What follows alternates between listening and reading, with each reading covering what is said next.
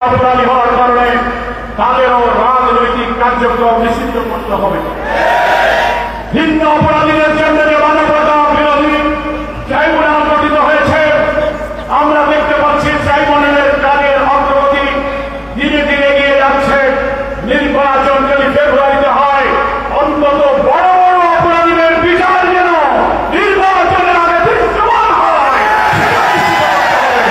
তা না হলে কোন কারো হাতের হস্তক্ষেপে যদি এইসব খুনিরা বেঁচে যায়, নির্বাচন নিরপেক্ষ হবে না।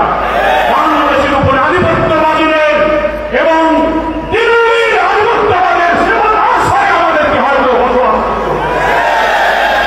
সেই কারণে আমরা লেভেল প্লেইং ফিল্ড পিয়ার পদ্ধতি আমাদের অপরাধীদের বিচার নিশ্চিত করে আগামী জাতীয় নির্বাচনকে সুন্দর স্বচ্ছ এখনো প্রধান উপদেষ্টার আন্তরিকতা প্রচেষ্টার প্রতি আস্থা রেখে আমরা বলতে চাই, একদিকে আপনি যখন সরকারের প্রধান, অন্যদিকে আপনি জাতীয় ঐক্যমত্য কমিশনেরও প্রধান।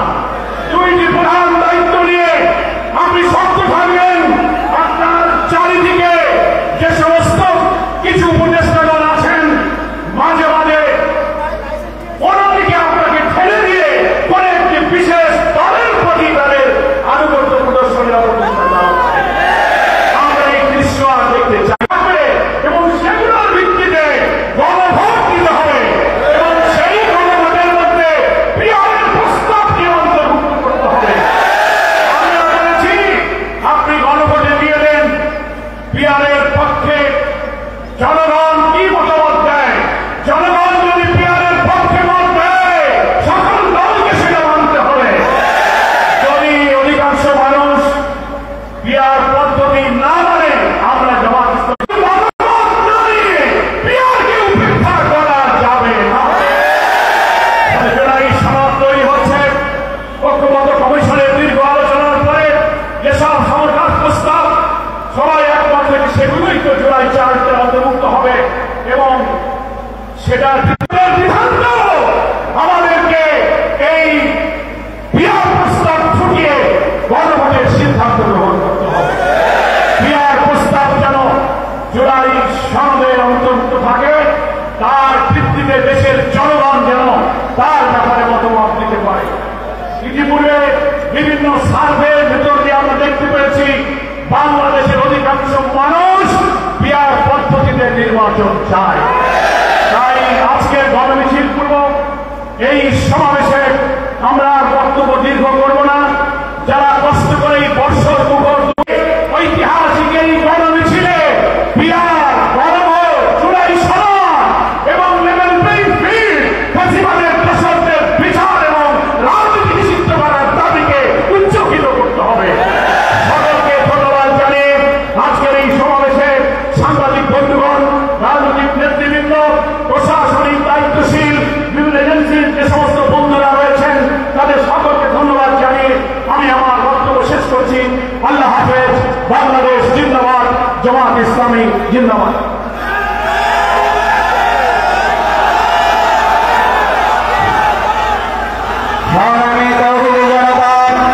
জনগণের প্রাণের দাবি 5 দফা দাবি আদায়ের লক্ষ্যে আজকের এই গণমিছিল পূর্ব সমাবেশে এখন সভাপতির বক্তব্য রাখবেন বাংলাদেশ ইসলামী ছাত্র শিবিরের সাবেক সংগ্রামী কেন্দ্রীয় সভাপতি, বাংলাদেশ জামাত ইসলামীর কেন্দ্রীয় নির্বাহী পরিষদের অন্যতম সদস্য, ঢাকা মহানগরী উত্তরের সংগ্রামী আমির জননেতা জনাব মোহাম্মদ সেলিম উদ্দিন। এখন সভাপতির বক্তব্য রাখবেন জননেতা জনাব মোহাম্মদ সেলিম উদ্দিন।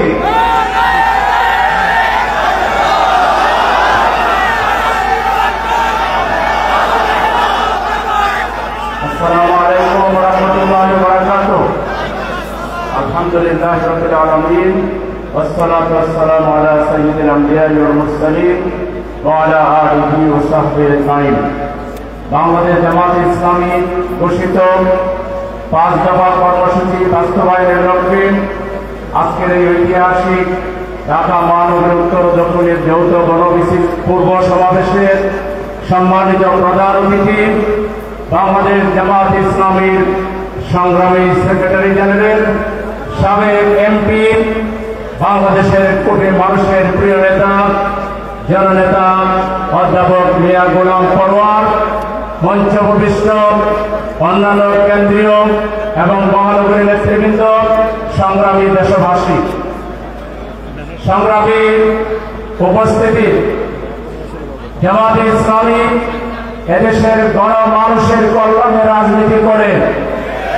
রাজনীতিতে একটি কথা আছে, ব্যক্তির যে ধর্ম, দলের যে দেশ বড়, এই কথা অক্ষরে অক্ষরে জামাতের ক্ষেত্রে প্রযোজ্য হয়।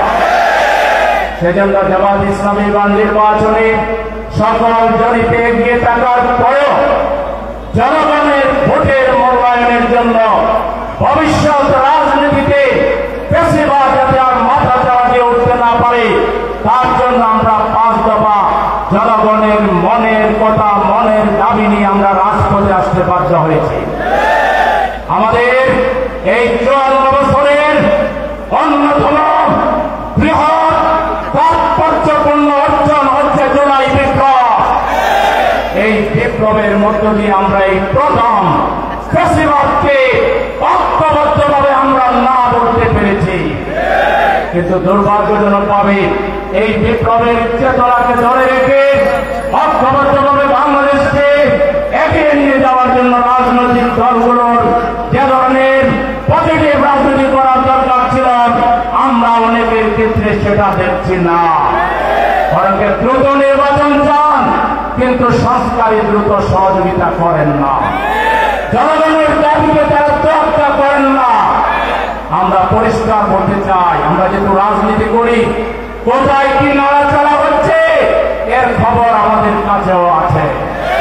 আবারও যদি দেশ বিরোধী ষড়যন্ত্র করা হয়, জুলাই শহীদদের উত্তরসূরি তাদের পরিবারবর্গ, জুলাই যুদ্ধে 40,000 আহত আমাদের সেনানায়ক এবং জামাতে ইসলামী সহ বাংলাদেশের দেশপ্রেমের তরুণ জনতা আবার এমন একটা চাকরি দিবে, ওই দালালরা বাংলার এই পারে আর থাকতে পারবে না। জুলাই বিপ্লবের বিরুদ্ধে যারা অবস্থান নেবে, এড়িয়ে বিড়িয়ে কথা বলবে, তারা ভারতের দালাল। তারা 14 জনকে আওয়ামী লীগকে রক্ষা করার কথা এড়িয়ে বিড়িয়ে বলে, তারা ভারতের দালাল। এই দালালদের বিরুদ্ধে আমাদের আরেকটা জুলাই বিপ্লব লাগলে আমরা করবো। আপনারা কি রাজি আছেন? আমাদের দেশের স্বাধীনতা, সার্বভৌমত্বকে আমরা অক্ষুণ্ণ রাখবো ইনশাআল্লাহ। আর একটা কথা বলে শেষ করছে, নির্বাচনের লেভেল প্লেইং ফিল্ড লাগবে। তার আগে জুলাই সনদকে সাংবিধানিক ভিত্তি দিয়ে গণভোট করতে হবে। সেই গণভোট 15ই নভেম্বরের ভিতরে শেষ করতে হবে। আগামী ফেব্রুয়ারিতে দেশে নির্বাচন হতে হবে।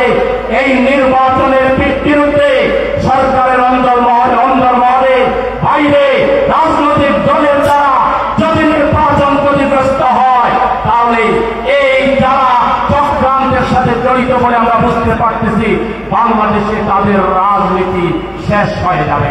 তারা রাজনৈতিকভাবে এতিম হয়ে যাবে, দেউলিয়া হয়ে যাবে। আরেকটা কথা প্রশাসনের বাইরের উদ্দেশ্যে বলে শেষ করতে চাই। 2018 সালের 31শে ডিসেম্বর লাইলাতুল জিন ভোটের যে মহা ভোট উৎসব করেছিলেন, সেই ভোটের যারা সাহায্যকারী বিসিএসপি ছিল, তারা এখন কোথায়? তাদেরকে পানিশমেন্ট দিয়ে সাসপেন্ড করা হয়েছে, তাদেরকে বিচারের মুখোমুখি করা হচ্ছে। একইভাবে নির্বাচন কমিশনাররা এখন লালগড়ে আছেন। অতএব সাহেবরা, ডিসি সাহেবরা, এসপি সাহেবরা প্রশাসনের সাথে জড়িত, নির্বাচনের সাথে জড়িত। প্রশাসনের কোন কর্মকর্তা যদি কোন দলের দিকে আনুগত্য প্রদর্শন করেন, আপনাদের ভবিষ্যৎ ওই নির্বাচন কমিশনার আর ডিসিএসপিদের চাইতেও ভয়াবহ খারাপ আপনাদের জন্য। সেজন্য সবাইকে সিধা হয়ে সোজা পথে, জন আকাঙ্ক্ষা বাস্তবায়নের পথে জনগণ সুষ্ঠুভাবে ভোট দিতে চায়। এই ভোটের পথে কোনো বাধা আমরা মানব না, কোনো বাধা তৈরি করতে আমরা দেব না। প্রয়োজনে বুকের তালি তাজা রক্ত দিয়ে আমাদের প্রিয় দেশের সম্মান এবং মর্যাদা আমরা রক্ষা করব। এর জন্য অতীতে আমরা ফাঁসির মঞ্চে গিয়েছি, আমরা শহীদ হয়েছি, আহত হয়েছি, প্রাণযুদ্ধ বরণ করেছি। প্রয়োজনে যদি বাংলাদেশে আরো হাজার হাজার মানুষের জীবন দিতে হয়, আহত হতে হয়, আপনারা কি প্রস্তুত আছেন? সবাইকে সংগ্রামী শুভেচ্ছা এবং ধন্যবাদ জানিয়ে আজকের বক্তব্য এখানে শেষ করছি। এখন আপনারা ঘোষণা শুনেন। মিছিল আগে নেতৃবৃন্দর সামনে যাবেন, নেতৃবৃন্দর সামনে না পৌঁছা পর্যন্ত আপনারা দাঁড়াই থাকবেন, হাঁটবেন না, এখানেই দাঁড়াই থাকবেন। তারপরে ধীরে ধীরে সামনে আগাবেন। মিছিলের সামনে আমাদের বেশি লোকের দরকার নাই, 5-7 জন 10 জন লোক থাকলেই হবে। মিছিলের সামনে সাংবাদিক বন্ধুরা থাকবেন। মিছিলের সামনে থেকে হোন্ডা এবং সবাইকে পিছনে আসার জন্য আহ্বান জানাচ্ছি। আমাদের মিছিল 0 পয়েন্ট হয়ে পল্টন হয়ে কাকরাইলে গিয়ে ইনশাআল্লাহ শেষ হবে। সুশৃঙ্খল মিছিলের যাত্রা নেতৃবৃন্দের সামনে যাওয়ার